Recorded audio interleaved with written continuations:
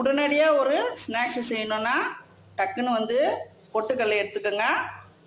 பொட்டுக்கடலை, அரிசி மாவு, கடலை மாவு 3ம் சம அளவு எடுத்து இதை வந்து பவுட்ரு பண்ணி எடுத்துக்கோங்க.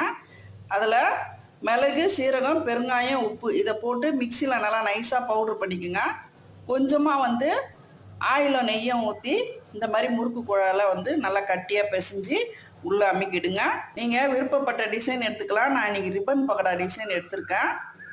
இந்த மாதிரி பிழிஞ்சு விட்டுருங்க. பாருங்கள் எவ்வளோ மொறுன்னு சூப்பராக வந்திருக்கு.